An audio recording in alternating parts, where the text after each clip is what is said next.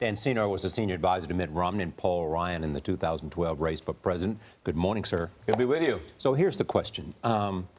Is it in Donald Trump's interest for us to be discussing the birther issue this morning? No, it's astonishing to me that 6 weeks out, 6+ weeks out, he's still talking about this issue. These are the kind of issues, if you think they're to your political advantage, they're only to your political advantage deep early in a primary, not now. So why is he doing it, and why didn't he clear it up by saying, I agree with what they say my campaign says? I think he's undisciplined. There has been a lot of the Clinton folks, a lot of the Clinton campaign has been wondering over the last couple of weeks whether Donald Trump could put some discipline around himself, around his campaign. They've been seeing that over the last couple of weeks, and they've been worried about it. I've heard this from a number of folks.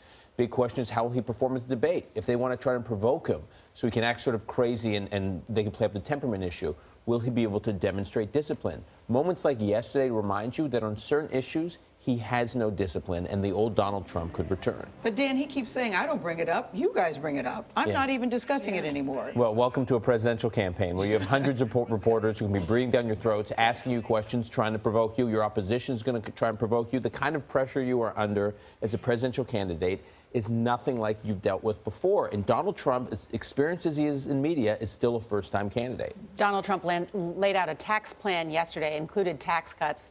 The current 7 rates collapsed to 3, but he also included higher spending. Right. Which is a break with Republican orthodoxy. On issue after issue, I mean, what's amazing about Trump is he's effectively running against both parties. He's running against the Democrats, and he's at least Republican against traditional Republican ideas. And on the spending front, I mean, introducing basically a new entitlement is jarring to any Republican who's been committed to fiscal conservatism over the last several decades. So, and I don't think he cares. And at the end of the day, I don't think that will doom him politically. I think these other issues like temperament and lack of discipline are what doom him. In fact, you could make the argument that running against both parties is a smart political move.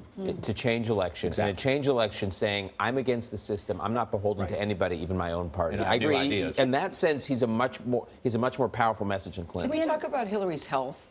She walked out yesterday to I Feel Good by James Brown. Right. Is it still an issue, do you think? No, I don't. I think the health issue can only be potentially an issue when voters don't see the candidate.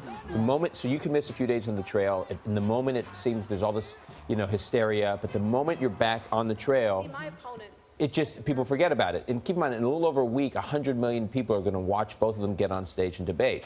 She will be fine. She will be energetic. People are going to forget about this health issue. It'll be a non-issue. Is this a dead-even campaign right now? I think Hillary is slightly ahead, but if I were her campaign, I would be concerned that it's too close for comfort, because at the end of the day, it is a change election. And in a change election, it's easy to sort of underestimate how far voters are willing to go to get change. So it's easy for the Clinton campaign to say, oh, it's still Trump.